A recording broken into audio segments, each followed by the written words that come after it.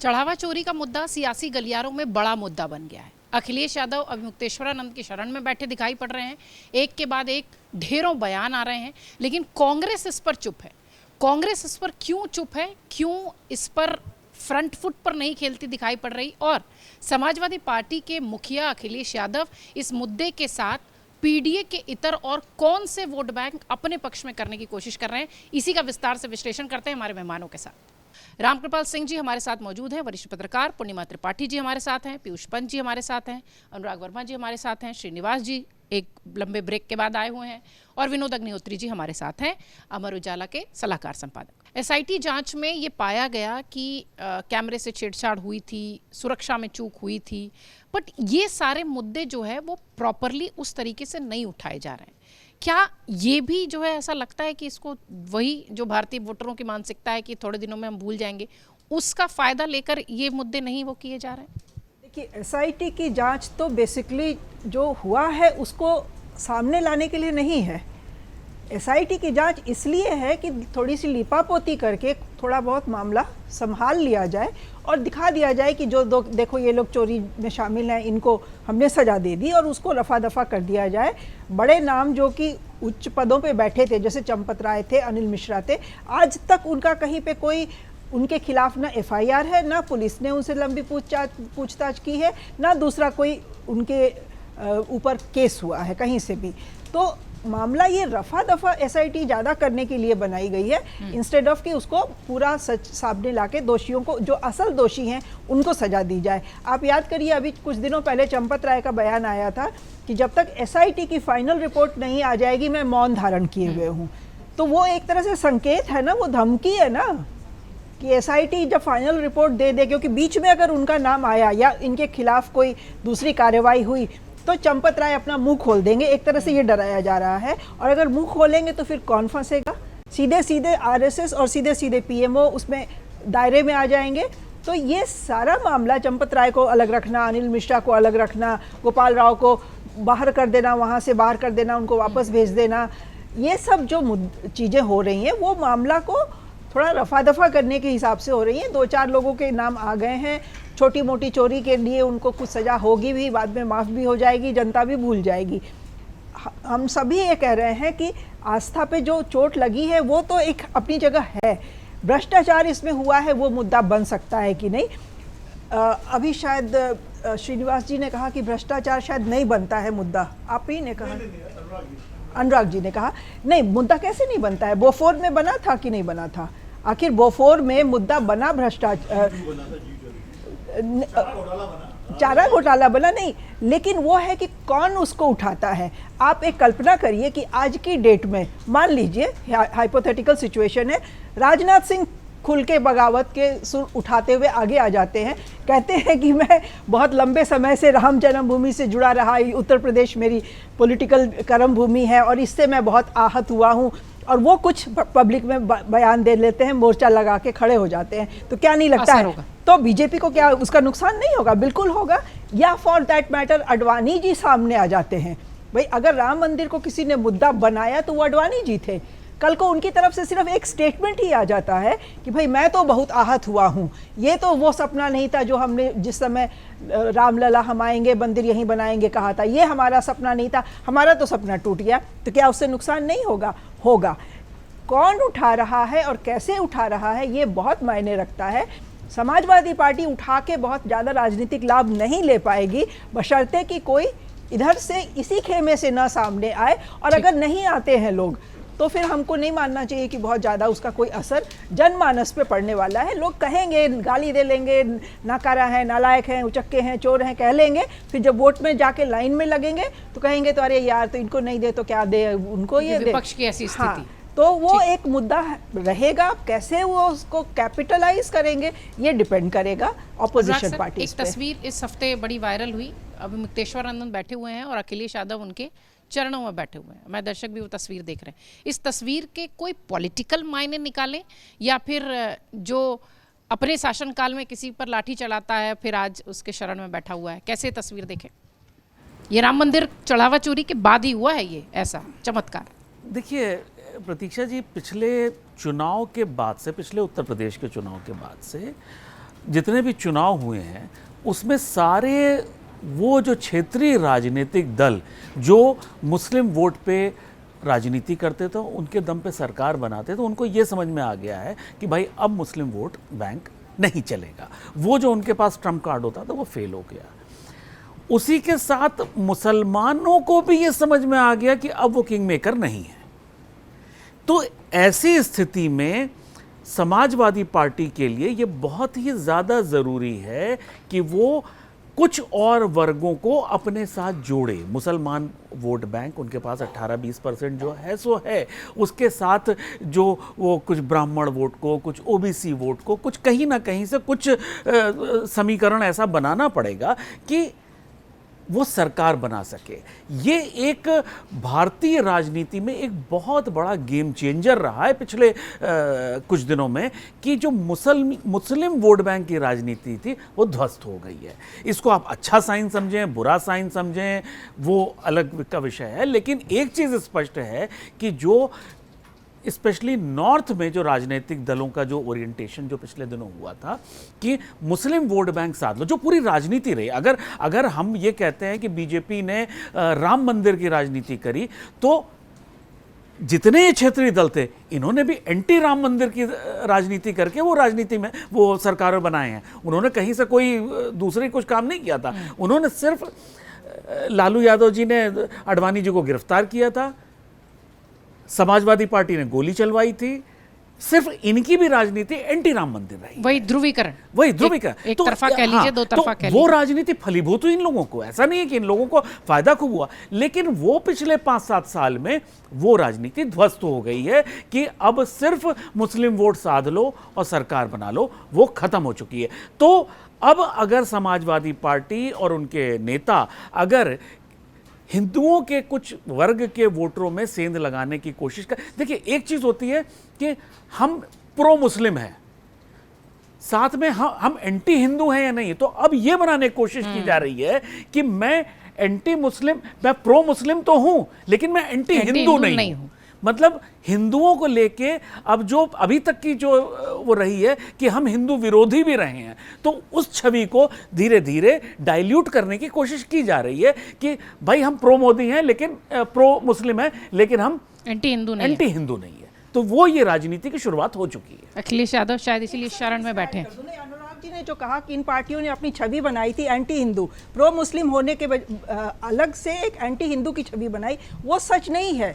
उनकी जो आप याद करिए, लालू यादव या मुलायम सिंह यादव जब अपने राजनीति के शीर्ष पे पहुंचे तो उन्होंने किसको रिप्रेजेंटेशन देने की बात कही थी? वो एक बहुत बड़ा ओबीसी का तबका जो कि सत्ता में भागीदारी से बिल्कुल अलग था सदियों तक, दशकों तक, जिनकी कि ना कांग्रेस के राजनीति में भागीदारी थी, ना बीजेपी के जो सवर्ण डोमिनेटेड राजनीति है उसमें भागीदारी थी।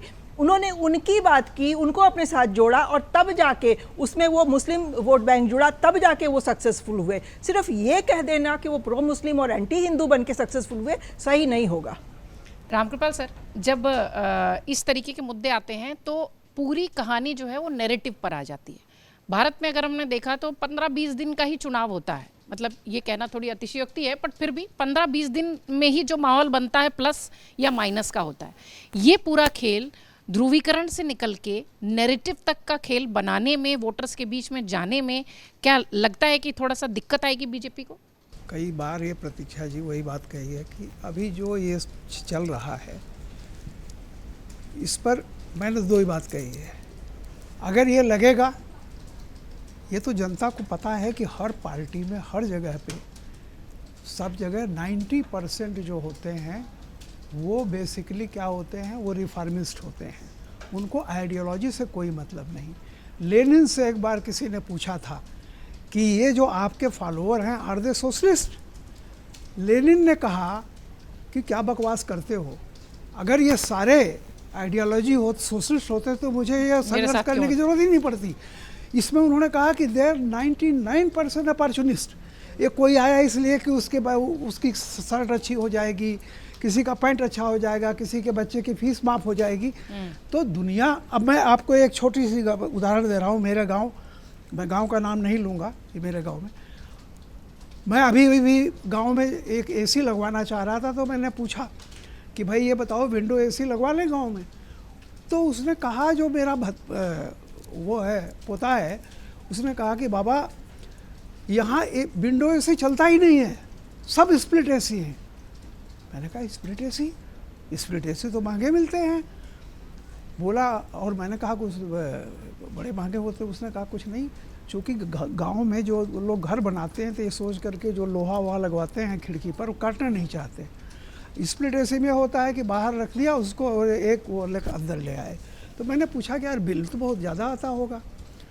तो उसने कहा कि ये सब कटिया फंसा के एसी चलते हैं पूरे गांव में, और जिस दिन कोई इंस्पेक्शन होता है वहाँ से फ़ोन आ जाता है कि भाई ज़रा आप लोग सावधान रहिएगा। अब आप सोचिए, एवरेज इंसान जो है उसके लिए भ्रष्टाचार क्या है क्या नहीं है ये मायने बहुत नहीं रखता, ईमानदारी की बात। बेसिक बात यह है कि जो अभी तक हम लोग तमाम बातें कर रहे हैं, मान लीजिए बीजेपी को नुकसान हो जाता है, सवाल इस बात का है, आगे की एक लाइन है, जीवन कितना आसान होता है जब कोई विकल्प नहीं होता। आज बीजेपी के लिए वही है। मान लीजिए बीजेपी 90 केजी की है, वो 80 केजी हो जाती है। सवाल अल्टरनेट क्या है? बच्चा फेल हो जाता है, बाप को बड़ी तकलीफ होती है, रोज कहता है भाग जा घर से, बच्चा भाग जाता है, वही जाके थाने में लिखाता है बेटा लौट आओ, अब कभी नहीं डांटेंगे। सवाल मैं हमेशा कहता हूँ कि डिसेंट रिबेलियन में कन्वर्ट हो रहा है क्या? वो नहीं होगा जब तक कि कोई विकल्प नहीं है। अब मान लीजिए बीजेपी से लोग नाराज हो गए, सब कुछ हो गया, मैं कहता हूँ बीजेपी 90 केजी की होगी, लेकिन जो 45 केजी का मॉस्किटो बैट का है, बिल्कुल ठीक, उसमें भी ये दिक्कत भी नहीं, है। उसमें भी अब क्या है कि जो लोग हमेशा हिंदू धर्म का, अभी एक बात आई कि हिंदू धर्म मतलब हिंदू बीजेपी लेके शुरू हुई। मैं एक बात बता दूं, बीजेपी लेके तो शुरू हुई थी जनसंघ के ज़माने में, लेकिन जब जनसंघ बना था तो उसका चुनावी नारा क्या था, ये बहुत ध्यान रखिएगा, हर हाथ को काम, हर खेत को पानी, घर घर में दीपक, जनसंघ की निशानी। तब भी वो जानते थे कि अगर आप राजनीति में जाना चाहते हैं तो उसके भरोसे नहीं जा सकते सिर्फ। बिल्कुल तो मैं ये कह रहा हूँ, सन 62 की बात बता रहा हूँ, 62-64 की। चूँकि बाकी हमारी सब पार्टियों ने ये सोचा कि हिंदू तो बंटता ही है, वो खेती सिर्फ 20% की करते रहे और हमेशा सोचा कि बस ये इसको संभाले रखो, बाकी चीज़ें तो अपने आप मैनेज हो जाएंगी। ठीक, सही है sir. Piyush sir, Yogi Adityanath continue जहाँ जहाँ भी जा रहे हैं, शिलान्यास कर रहे हैं, परियोजनाओं को शुरू कर रहे हैं, वहाँ हर जगह अपने संबोधन में, अपने भाषण में यही वाला मुद्दा उठा के सीधे अखिलेश यादव पर टारगेट कर रहे हैं। पहले वो नाम नहीं लेते थे, अब सीधे नाम लेते हैं। ये जो सारी चीज़ें दिखाई पड़ रही हैं, क्या ऐसा लगता है कि योगी आदित्यनाथ को फ्रंट फुट पर आना मजबूरी है क्योंकि अगले साल चुनाव है और बाकी कोई नेता तो इस पर कोई बात नहीं कर रहा है? हाँ देखिए, निश्चित रूप से इस समय जो है कि योगी आदित्यनाथ के लिए सबसे बड़ा स्टेक है अगले चुनाव में, न केवल उनको उस चुनाव को जितवा के लाना है, ताकि जो है केंद्र के साथ जो टसल चल रहा है उनका, लगातार ऐसी खबरें आती हैं कि केंद्र जो चाहता है उनको वहाँ से रिप्लेस किया जाए, लेकिन योगी आदित्यनाथ जो है कि वो अपने तरीके से समीकरण बना के कर रहे हैं। तो उनका जो है कि पूरा ये कोशिश है कि जो उनका एजेंडा है एक जो पूरा ध्रुवीकरण का, वो बना रहे।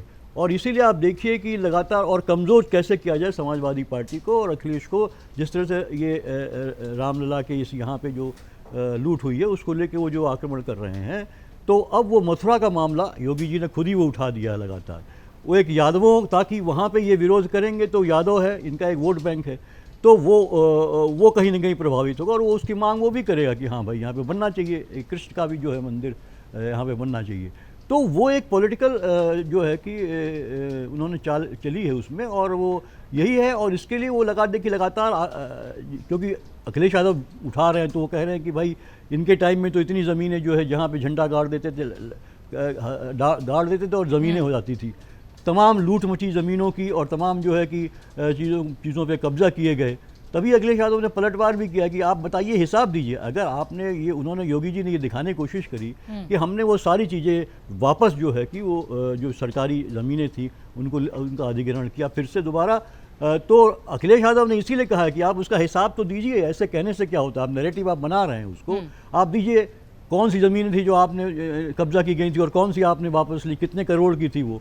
तो ये जो मंदिर पे अटैक जो कर रहे हैं अखिलेश यादव इस मामले पे, तो वो उसको काउंटर करने के लिए वो अखिलेश के पाले में जो है बॉल को फेंक रहे हैं। और मुझे लगता है ये निश्चित रूप से, क्योंकि कहीं ना कहीं देखिए योगी जी के ऊपर भी तो बात आती ही आती है, इसीलिए एसआईटी उनको डिक्लेयर करना पड़ा उस चीज़ को, क्योंकि एसआईटी, और वो भी काफ़ी समय के बाद वो चुप थे। अगर आपको याद होगा हफ्ते 10 दिन वो भी कुछ नहीं बोल रहे थे। उसके बाद फिर वो एसआईटी की बात भी कहाँ से आई, वो आई खुद मोदी क्या नाम, योगी जी ने खुद एक्शन नहीं लिया। वहाँ से वही जो वहाँ जो कमेटी थी वहाँ की मंदिर ट्रस्ट, जो ट्रस्ट था उसी की तरफ से आया गया, ये एक रिक्वेस्ट आई कि हाँ कि भाई बनाई जाए, तब उन्होंने बनाई। और वो भी अभी जो है तमाम तरह के आरोपों के घेरे में आ गई है, जिस तरह से जो आईएएस अधिकारी हैं उसके जो मुखिया हैं और जो है कि जो पंत हैं, जो वो जो कमिश्नर जो है वहाँ के, दूसरे जो संजय प्रसाद, उनके को भी आक्षेप आए थे। तमाम लोगों के खिलाफ कुछ न कुछ जो है उसमें आक्षेप लगातार आ रहे हैं। तो वो एक तरीके से तो योगी जी पे भी सवाल उठ रहे हैं। तो योगी जी के लिए भी थोड़ी मुश्किल है। तो उनके लिए एक ही तरीका है कि किस तरह से आप, वो जानते हैं कि एक हिंदू तबका जो है वो कहीं ना कहीं आहत है इन चीज़ों से।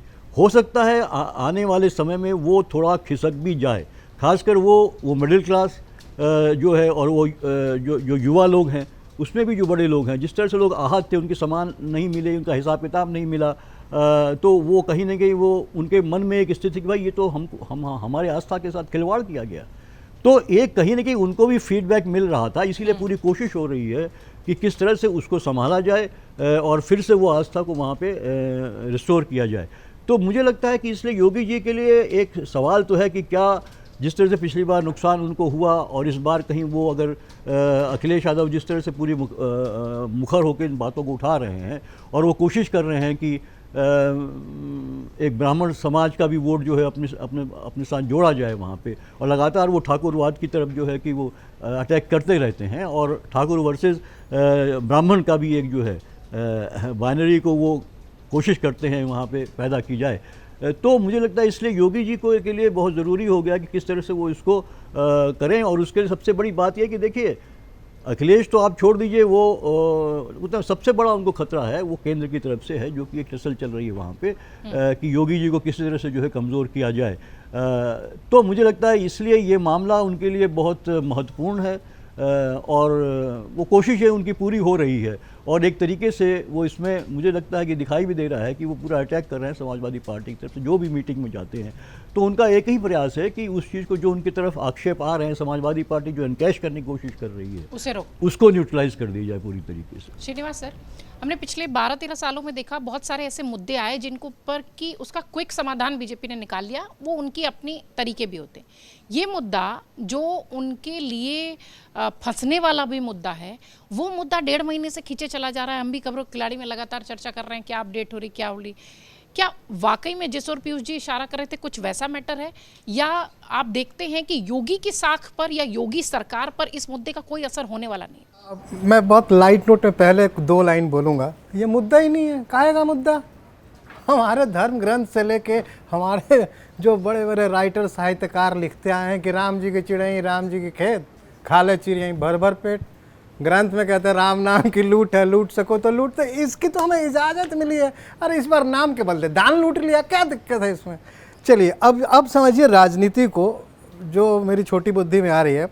सिर्फ राजनीति जो है ना बीजेपी और विपक्ष के बीच नहीं चल रही। खास करके उत्तर प्रदेश की जब हम बात करते हैं तो वहाँ पे विद इन बीजेपी एक बड़ी तगड़ी राजनीति आज से नहीं बहुत पहले से चल रही है। पहले माना जाता था उत्तर प्रदेश का कोई भी नेता हो, किसी भी पार्टी का हो, वो उस पार्टी में दबंग की हैसियत रखता था। ऐसा ही कुछ था, कभी कल्याण सिंह होते थे, खुद अटल बिहारी वाजपेयी लखनऊ से चुनाव लड़ते थे, राजनाथ सिंह होते थे। आज आप याद करें उत्तर प्रदेश का कोई बड़ा नेता, इस तरह का नेता आपको यहाँ दिखता है बोलता हुआ केंद्र में? कोई नहीं दिखता। सिर्फ 2 लोग हैं। एक आदमी हैं जिनका नाम है अजय सिंह बिष्ट उर्फ योगी आदित्यनाथ।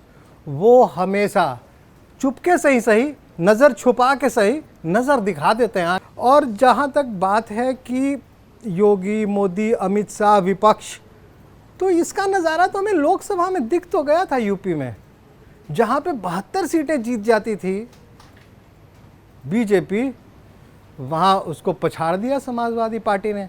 अयोध्या की सीट हार गई, 5 विधानसभा हैं अयोध्या में। अब पता नहीं होगा क्या, मैं बार बार कह रहा हूं कि आज की तारीख में परिणाम कोई नहीं बता सकता, विश्लेषण कोई नहीं कर सकता, लेकिन अभी अगर आप ग्राउंड रिपोर्ट वहां पे जाने तो आपका पता चलेगा कि 5 की 5 विधानसभा बीजेपी हार सकती है। वहां पे जो बैठे हैं दुकानदार हैं, लोगों की संख्या कम हो गई है। जो दिन में 2000 रुपये कमाते थे, 200 रुपये कमाना मुश्किल हो गया। मैं सच बोलूं तो इस उम्र में मैं 11 ज्योतिर्लिंग, 3 धाम, गंगा सागर और तमाम धाम में कर चुका हूं, लेकिन मेरी आस्था को ठेस लगी है। मुझे ये लग रहा है कि अरे राम जी अपनी रक्षा नहीं कर पाए। लेकिन आप इसको समझिए कि आप राम के नाम को लेकर आए हैं और राम के नाम से ही जाएंगे। आखिर ये खुल कैसे गया? ये मसला खुला, कोई लूट नहीं है। महिपाल ने 21 में बोला था कि लूट हो रही है, लेकिन अचानक चुनाव से 6 महीने 8 महीने पहले ये मामला खुलता है।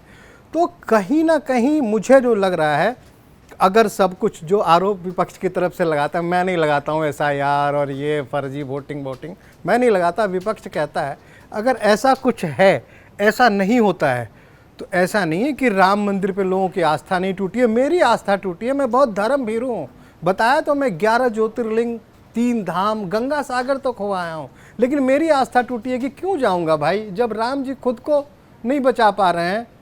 तो ये तमाम चीज़ें हैं, कहीं ना कहीं इसका असर पड़ेगा, ये देखना पड़ेगा हमें। कार्यक्रम की आखिरी टिप्पणी विनोद सर। अखिलेश तैयार, योगी पर वार, ये सारा कुछ जो दिखाई पड़ रहा है, ये आपका आकलन क्या कहता है? सियासी मुद्दा, चुनावी मुद्दा, राजनीतिक हथियार, ध्रुवीकरण, ये सब मिला जुला कर ही चुनाव देखने मिलेगा आने वाला? नहीं, उत्तर प्रदेश के चुनाव में ध्रुवीकरण ना हो ये तो हो ही नहीं सकता, ध्रुवीकरण की राजनीति ना हो। अब ध्रुवीकरण कितना होता है वो अलग बात है, वो चाहे सांप्रदायिक ध्रुवीकरण हो चाहे जातिवादी ध्रुवीकरण हो, वो तो उत्तर प्रदेश की राजनीति की तासीर है, वो तो होना ही होना है। अब कल या परसों शायद योगी जी का एक बयान है, हालांकि उसका कोई आधार मुझे नहीं मिला, रामगोपाल जी को मालूम हो, हमसे ही पुराने हैं, पूर्णिमा जी हैं, कि हनुमानगढ़ी की सीढ़ियों पर नमाज़ पढ़ाई है अखिलेश यादव ने। हमें तो नहीं याद पड़ता कब नमाज़ पढ़ाई, मतलब मुझे तो कोई रिकॉर्ड में आया था। और हनुमानगढ़ी वालों ने स्वीकार कैसे कर लिया? हनुमानगढ़ी का जो महत्व है वो एक अलग महत्व है। अयोध्या में पहले जब राम मंदिर तो अब बना है, लोग हनुमानगढ़ी के दर्शन के लिए लोग जाते हैं। बिल्कुल। अब वो जो उनका बयान है वो क्या है? वो ध्रुवीकरण का ही तो बयान है कि लोगों को एकदम कि देखो हनुमान जी की कड़ी को भी वो नमाज पढ़ाई। अब या ये डिस्परेशन भी बताता है, ये ध्रुवीकरण की राजनीति को भी बताता है, क्योंकि अखिलेश जी जो बार बार चोट कर रहे हैं वो भाजपा के हिंदुत्व पर कर रहे हैं, राम मंदिर के नाम पर, क्योंकि राम मंदिर के नाम पर ही भाजपा का हिंदुत्व परवान चढ़ा है उत्तर प्रदेश में, तो वो उसी पर चोट कर रहे हैं। और उनका सीधा सीधा गणित ये है कि उनका जो PDA है, उस PDA में वो कुछ हिंदू वोट जो है सवर्णों का और OBC का जो बीजेपी के साथ चला गया था, सारा ना आए तो कुछ भी अगर आ जाए तो नुकसान बीजेपी का है, वो उनको फायदा है। भाई लोकसभा चुनाव में दोनों का वोट परसेंटेज जो है NDA का और UPA का, मतलब UPA का इंडिया गठबंधन का 43% था लोकसभा चुनाव में। विधानसभा चुनाव में जो इंडिया गठबंधन, ये जो अखिलेश जी अलग लड़े थे, कांग्रेस अलग लड़ी थी, तो 36% के आसपास इनके अलायंस का वोट था, बीजेपी का 43% के आसपास था और कांग्रेस का 2-2.5% था। तो अब कांग्रेस और अखिलेश जी मिलकर लड़ेंगे।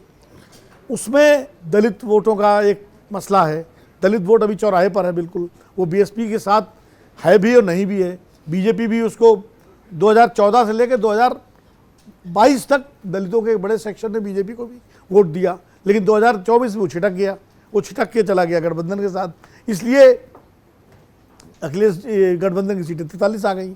उन सीटों पर दलित वोट मिला जहाँ कभी मिलता नहीं था, वो संविधान वाले मसले में।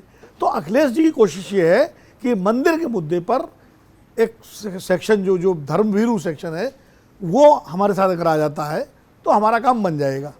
उनकी कोशिश ये है। बीजेपी की चुनौती ये है कि उसको बचाए रखना है, उसको बिखरने नहीं देना, ये उनकी चुनौती। उनके सामने योगी जी का USP लॉ एंड ऑर्डर का है और ध्रुवीकरण का है, तो ये लड़ाई इस पर चलेगी। अब कौन किस में सफल होता है तो इसमें दोनों का देखना पड़ेगा कैसे कौन सी लड़ाई लड़ी जा रही है। कांग्रेस इसमें बहुत संभल की चल रही है। कांग्रेस में राहुल गांधी ने इस पर कोई टिप्पणी नहीं की है, लेकिन प्रियंका गांधी बोली है, इस पर उनका ट्वीट आया है। कल मैं पढ़ रहा था तो सुप्रिया ने ज़बरदस्त बड़ी लंबी चौड़ी प्रेस कॉन्फ्रेंस की चंडीगढ़ में। सुरेंद्र राजपूत को दिल्ली बुला करके प्रेस कॉन्फ्रेंस कराई गई, सभी जो अपनी बात उत्तर प्रदेश के हैं। अशोक गहलोत से गहलोत। अयोध्या पर प्रेस कॉन्फ्रेंस कराई गई। तो ऐसा नहीं कि कांग्रेस चुप है इसमें या कांग्रेस, लेकिन कांग्रेस अभी वो अटैक कर रही है और वो भी इसमें हिस्सा बना जा रहा है। तो मंदिर भी चले गए, वहाँ गिरफ्तारी भी उनकी होते होते बची। कुल मिलाकर के ये सब चल रहा है, लेकिन इसमें असली सवाल तो जनता का है, क्या उसका सही जवाब मिलेगा? उसका अगर सही जवाब मिल गया तो लोग संतुष्ट हो जाएंगे, लेकिन उसका अगर जवाब नहीं मिला तो मुश्किल आएगी। जवाब क्या है कि जो 8 लोग गिरफ्तार हुए हैं उनका सरपरस्त कौन था? उनके सरपरस्त मान लीजिए, या वो काम कर रहे थे चंपत राय, अनिल मिश्रा और गोपाल राव, उनके सरपरस्त आप मान सकते हैं कि भाई उन्हीं के साथ काम कर रहे थे। इन तीनों का सरपरस्त कौन था या कौन है? भाई ट्रस्ट जब बना तो चलिए चंपत राय जी के बारे में तो हम मान सकते हैं, अशोक सिंघल जी के साथ थे, उनके सचिव थे, राम मंदिर आंदोलन से जुड़े रहे थे, ठीक है, फ्रंट पे नहीं थे, गोली नहीं खा रहे थे, लेकिन मुकदमे में फाइलें लेके कोर्ट भी जाते थे, सब करते थे, उनको आपने रखा, संघ के विश्वास पात्र हैं। डॉक्टर अनिल मिश्रा की क्या क्वालिफिकेशन थी भाई? वो तो होम्योपैथी के डॉक्टर हैं, लोकल नेता के तौर पर हमेशा से रामगोपाल जी के संवाददाता वीएन दास जी के घर में किराए पर रहते थे वो, और उसके बाद इतने बड़े आदमी बन गए, तो क्या उनको किसका संरक्षण था? ये सवाल नहीं उठेगा क्या? गोपाल राव कर्नाटक से आके अयोध्या में ट्रस्ट में आते हैं, उनका अभी वीआईपी पास है, एक अलग उनका कंट्रोवर्सी आ गई है, वो किसके संरक्षण में थे? उनको कौन लाया ट्रस्ट में? तो ये सवाल हैं जो अयोध्या के लोगों को मथ रहे हैं, आसपास के पूर्वांचल के लोगों को मथ रहे हैं। मैं आलोक जी का इंटरव्यू कर रहा था, आलोक कुमार जी का, जो विश्व हिंदू परिषद के अंतर्राष्ट्रीय अध्यक्ष हैं। इंटरव्यू के बाद हम लोग बैठे हुए थे, अनौपचारिक चर्चा कर रहे थे, तो वहाँ कुछ कैमरा पर्सन दूसरे चैनल्स के वो भी आए हुए थे, तो बातचीत होने लगी। तो आलोक जी काफ़ी आश्वस्त थे कि मामला ठंडा हो जाएगा, शांत हो जाएगा। तो उन कैमरा पर्सन ने कहा, और हमारे साथ शायद दिनेश थे वहाँ पर, कि साहब ये मुद्दा जो है इतनी जल्दी ठंडा होने वाला नहीं है। लोग आप जाके अयोध्या और आसपास के गाँवों में, पूर्वांचल में आप जाइए, देखिए लोग गालियाँ दे रहे हैं। तो क्योंकि आपने इस मुद्दे को इतना ज़्यादा ताना था कि तो जब शिखर पर ले जाके जब चोट लगती है तो वो वाली चोट है। चलिए, तो फिलहाल इसी नोट के साथ खबरों के खिलाड़ी में आज के लिए बस इतना ही। लेकिन जिस तरीके से चढ़ावा चोरी का ये मुद्दा सियासी गलियारों में इस तरीके से चमकता दमकता शोर करता दिखाई पड़ रहा है, ये तय है कि आने वाले उत्तर प्रदेश के चुनाव में ये मुद्दा कहीं भी धूमिल होता नहीं दिखेगा, और खासतौर से अखिलेश यादव और समाजवादी पार्टी इस पौधे को पानी देती नजर आएगी। बहुत शुक्रिया आप सबका खबरों के खिलाड़ी देखने के लिए।